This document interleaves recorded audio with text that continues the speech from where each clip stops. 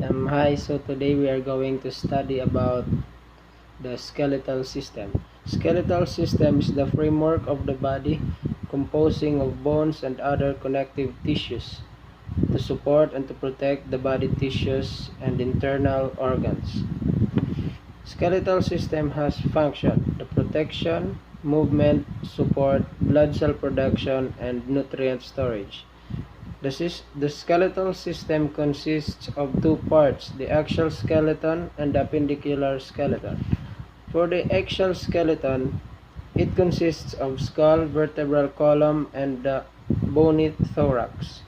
And for the appendicular skeleton, it has the pectora, shoulder girdle, upper limb, pelvic, hip girdle, or the lower limbs.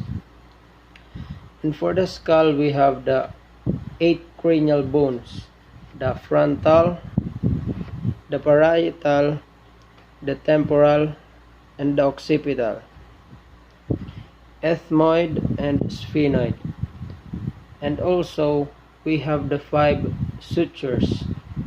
We have the sagittal suture, squamous, coronal, and the occipitomastoid. And also we have the 14 facial bones. We have the zygomatic, which is the cheekbones, the nasal, the one that forms the bridge in our nose, the inferior nasal concave, the lacrimal, the maxillary, which is the upper part of our jaw, and the mandible, the lower part of our jaw, the palatine, and the vomer. And also we have the bone called hyoid, which is not connected to any bone in our body. And also we have the vertebral column, which consists of 5 regions, the cervical from C1 to C7, and the thoracic from T1 to T12, the lumbar from L1 to L5, and the sacrum, which consists of 5 parts, and the last one is the coccyx. And also we have the upper part of our body, which is the clavicle, the scapula, and the rib cage. In the middle here we have the sternum. The upper part is what we call the manubrium, and the body of sternum, and the xiphoid process. And we have the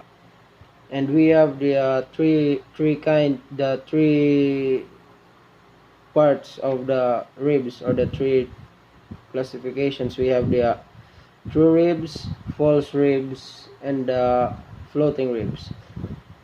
We have 7 pairs of true ribs and 5 pairs of false ribs, and we have the last 2 floating ribs.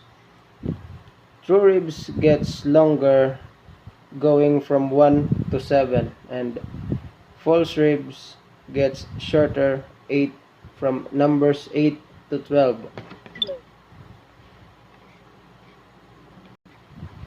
And for the upper extremity, we have the humerus, which is a part of a long bone.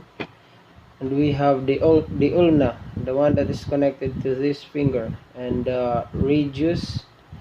And we have the 8 parts of the carpals, which is hamate, capitate, scaphoid, lunate, triquetral, pisiform, trapezium, and trapezoid. And we also have the phalanges, which is the distal phalanges, the middle phalanges, and the proximal phalanges. And also for the lower extremity, we have the femur, the longest and the heaviest bone in our body. Also we have the patella, the tibia, and the fibula.